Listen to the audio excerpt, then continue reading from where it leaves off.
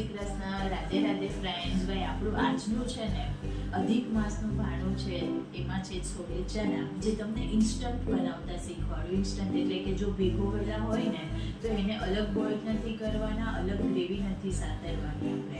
આપણે બધું જ કુકરમાં એકસાથે મૂકીને ફટાફટ આપણે છોલે ચણા બનાવવાના છે. તો ચાલો જોઈએ. ઇન્સ્ટન્ટ છોલે ચણા કે ફટાફટ છોલે ચણા બનાવવા હોય તો શું કરવાનું? તો કે ભાઈ સૌથી પહેલાં કુકરમાં 2 ટેબલસ્પૂન જેટલું તેલ નાખવાનું, અને આપણે આગળ શું કહેવાય કે મુઠિયાની અંદર જે ગ્રેવી બનાવેલી હતી એ જ સેમ ગ્રેવી છે. દૂધી, ટામેટાં, દાણા, આખા મસાલાને સોટે કરીને એને આપણે ગ્રાઇન્ડ કરી દીધા છે. ગ્રેવી આપણી રેડી છે. આજે એને આપણે તેલમાં નાખીને મસાલો કરશું. જો આ ગ્રેવીએ કેવું સરસ મજાનું આ તેલ છોડી દીધું છે સાઈડ બાય સાઈડ, અને સરસ મજાની સોટે થઈ ગઈ છે. હવે આપણા ચણા આપણે 5 થી 6 કલાક સુધી એને સોક કરેલા હતા, અને જો કેવા સુંદર મજાના ફૂલી ગયા છે અને સરસ થઈ ગયા છે, જેને આપણે હવે ગ્રેવીમાં નાખી દઈશું.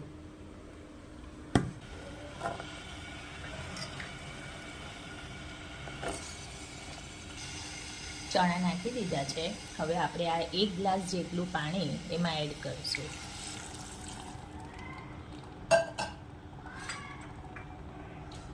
હલાવશું, મિક્સ થવા દઈશું.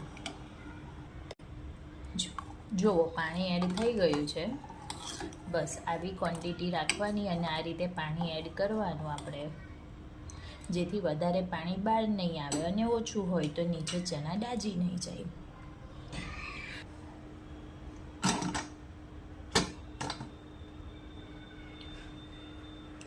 ચાર થી 5 વિસલ આવે એ રીતે કુકરને ચાલુ રાખશું. એર નીકળી ગઈ છે. આપણે કુકર ખોલીને જોઈ લઈશું. જો સરસ મજાના આપણા છોલે ચણા રેડી છે. હવે આપણે છે ને આને વઘાર. જો આ સરસ મજાનો આપણો ચણો બોઇલ થઈ ગયો છે ને, થઈ ગયો છે. જેમાં આપણે મરચી, ગરમ મસાલો અને ધનિયા પાવડર એ નાખીને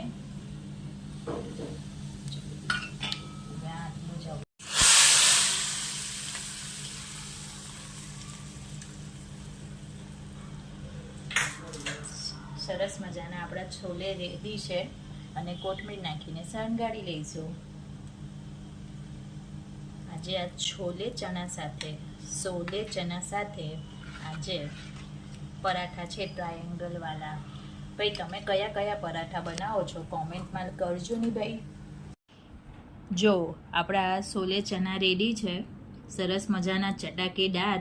મેંગો સિઝન છે એટલે આમરસ, ડેલીના આપણા મગ, આજે રસ છે એટલે પાતરા, અને આ ટ્રાયેંગલ પરાઠા ને ગુડ. જો તમને પણ મારા બ્લોગ જોવાના ગમતા હોય તો લાઈક, કોમેન્ટ, શેર કરતા જજો. જય શ્રી કૃષ્ણ, રાધે રાધે.